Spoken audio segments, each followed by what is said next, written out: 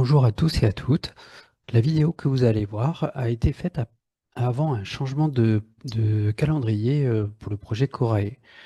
Donc voici les dates qu'il faudra prendre en compte par la suite. Donc les dates qui seront présentées dans la vidéo qui suit ne sont pas correctes et ce sont bien les dates que vous voyez à l'écran actuellement qui sont les dates correctes. Niels Ferrand, on va vous présenter le projet Corée, consultation, recherche, agriculture, alimentation, environnement en Occitanie. Je suis de la direction de l'appui aux politiques publiques d'INRAE au national. Bonjour, je suis Guillaume Huby et je suis chargé de mission à Agropolis International.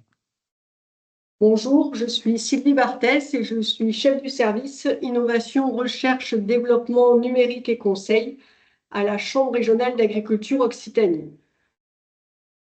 C'est une consultation extrêmement pour mettre en débat la façon dont la recherche, la formation et le développement peuvent contribuer à répondre plus efficacement aux défis de l'agriculture, de l'alimentation et l'environnement dans les territoires d'Occitanie. Cette consultation est portée par la Chambre régionale d'agriculture et l'INRAE, avec le fort soutien de la DRAF, de la région Occitanie et des agences de l'eau Adour-Garonne et Rhône-Méditerranée. Cette consultation embarque bien évidemment l'ensemble des acteurs de la R&D agricole en Occitanie et l'ensemble des habitantes et habitants de la région. Les attendus, les points de sortie de Corae, en synthèse, il s'agit de partager les visions sur les enjeux des systèmes alimentaires en Occitanie et les défis pour la recherche, développement et l'innovation, établir des priorités pour l'ensemble des acteurs du système de la recherche, développement et innovation, derrière aider à formuler de nouvelles directions et pouvoir s'engager, confirmer l'engagement des acteurs impliqués sur ces projets en réponse aux priorités identifiées. En quelques mots, avant qu'on rentre un peu plus dans les détails, Corae, en fait, il va rassembler des collèges de représentants et représentantes et des panels de personnes tirées au sort. Il y aura des webinaires sur des sujets et des états des lieux qui vont amener de différentes sources d'informations qui serviront de base aux discussions, qui auront lieu en 4 étapes entre le mois de janvier et l'automne 2026. Et à ce processus seront associés des experts en recherche, développement et innovation qui interviendront tout au long du processus, ainsi qu'un comité d'évaluation nationale et un dispositif de tiers veilleurs et un groupe technique de suivi et évaluation. Alors ce processus, donc, il a plusieurs partenaires et donc 2 comités de pilotage, un interne à INRAE et puis un externe. Il s'appuie donc sur 6 collèges, dont vous voyez la composition, qui représentent l'ensemble des représentants des principaux acteurs des domaines intéressant le projet, d'une part, et puis d'autre part, 3 panels qui représentent, eux, disons, la diversité à la fois des agricultrices et agriculteurs, des citoyennes et citoyens, et l'ensemble de la recherche INRAE. Donc tout ça pour réaliser quoi? Un certain nombre d'étapes. D'abord, la mise en place qui est en cours. Travailler sur les enjeux et défis, les besoins des acteurs au niveau local. Mettre ça en perspective par rapport à recherche, développement, innovation dans le territoire. Évaluer et prioriser ces questions pour arriver à un forum qui aura lieu donc fin 2026 autour de ce dispositif. Pour accompagner tout ça, on ouvre aussi une consultation en ligne qui a lieu à partir du site de la région Occitanie pour permettre d'accompagner pour les personnes qui ne seront pas directement présentes. Et donc, à la fin, on produit 2 documents, 2 contributions.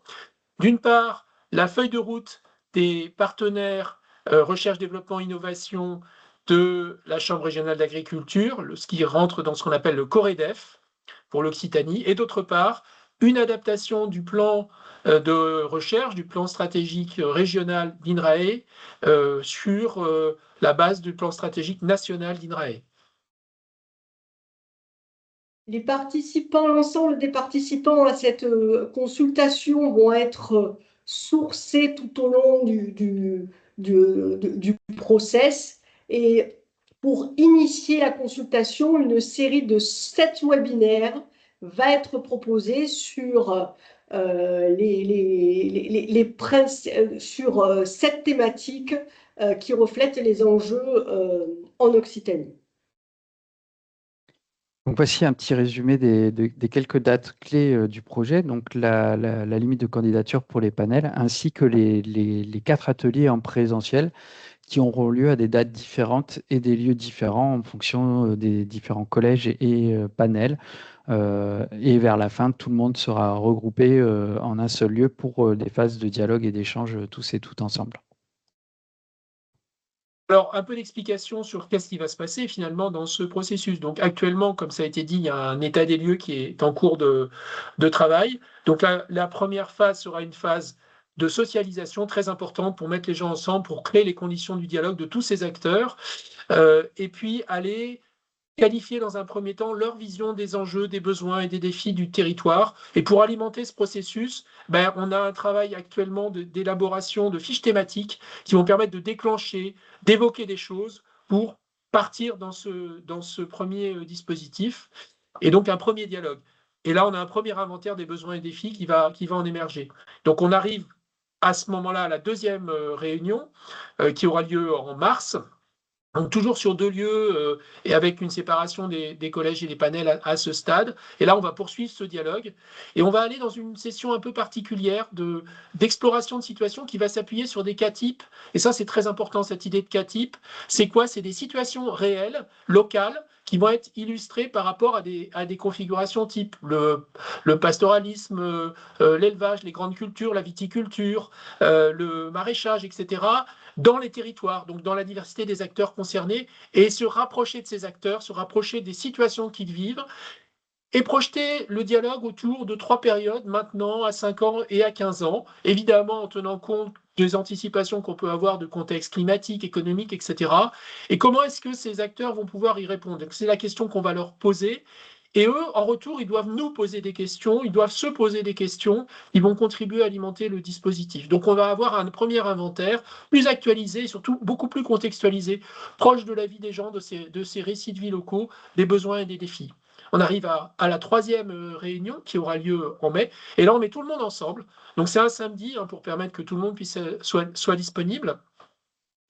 Et là, on va commencer à aller vraiment vers cette formulation de questions sur la recherche, le développement et l'innovation. D'abord, on va expliquer ce que c'est que faire de la recherche, du développement et de l'innovation, comment ça se place à la fois par rapport à la programmation scientifique d'INRAE comme établissement de recherche, mais aussi la feuille de route IRD partenaire de ce COREDEF, c'est un document formel piloté par la Chambre régionale d'agriculture d'Occitanie. Et là, on va mélanger les groupes et on va les faire travailler en repartant de tout ce qu'ils ont fait avant, mais là, pour aller vers des questions de recherche, développement, innovation, pour essayer d'améliorer toutes les situations qui auront été évoquées précédemment.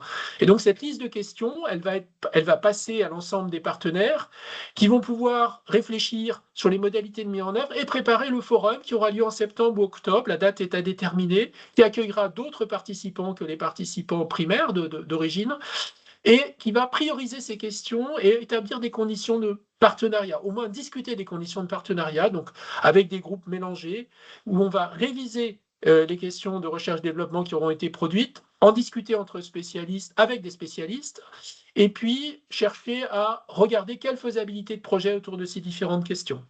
Donc voilà en gros, et on arrive donc à finalement cette liste de questions priorisées qui vont pouvoir être prises en charge par les partenaires pour finaliser le projet. La dernière phase, c'est ce qui a à voir avec l'engagement et le suivi. Alors, dès le départ, INRAE et la Chambre régionale d'agriculture d'Occitanie vont s'engager effectivement, formellement, par écrit, à traiter en transparence l'ensemble des résultats et donc à y répondre et à faire une classification de ces questions selon qu'elles sont déjà disponibles, selon que ça peut constituer effectivement un programme de recherche ou qu'il faut le transférer à d'autres partenaires scientifiques, techniques, etc. dans les territoires ou que c'est des questions non pertinentes. Et donc là, il peut y avoir l'émergence aussi de projets de collaboration. Pour que ça fonctionne bien, pour des processus de participation sérieuse, on a à la fois une charte de participation et une charte de projet qui dit comment ça se passe, qu'est-ce qu'on en attend, quels sont les impacts attendus. Et l'idée étant d'aller vers un respect de toutes ces conditions de collaboration. Pour ça, on a un comité de suivi national de haut niveau qui est nommé, qui va donner des témoins extérieurs. On a un tiers veilleur c'est une personne qui est nommée pour servir de référent sur la procédure vis-à-vis de tous les participants qui peuvent retourner à cette personne des doléances, des problèmes, et nous, on doit y répondre en tant qu'organisateur. Et puis aussi, l'ensemble des sessions va être suivi et évalué de manière à mesurer comment ça se passe et quels sont les impacts. Ça, c'est aussi notre travail de scientifique. Donc en pratique, actuellement, les collèges et les panels sont en cours de recrutement à l'heure de cette vidéo. À noter que les membres des panels seront indemnisés et gratifiés et leurs frais de déplacement seront pris en charge. Et ce sera aussi le cas pour certains et certaines participants des collèges. Les modalités de participation en ligne seront aussi proposées via le site de participation citoyenne de la région. Et il y aura aussi des réunions de travail en Occitanie sur des points centraux pour faciliter les déplacements. On arrive à la fin de cette présentation, donc merci à tous et à toutes pour votre participation et on espère vous voir prochainement dans le cadre de ce projet Corae et le suivi. Donc voici quelques contacts pour la suite. Donc Pierre Benoît Joly, le chef de projet, et nous trois ici présents, donc Nils, Sylvie et moi-même. Vous pouvez avoir plus d'informations à travers le site internet agropolis.fr/Corae. Vous pouvez aussi nous contacter par email à corae@agropolis.fr ou par téléphone. Vous pouvez aussi retrouver le contenu de cette présentation en scannant le petit QR code qui est en bas à gauche de cet écran. Merci beaucoup et à très bientôt dans le projet Corail.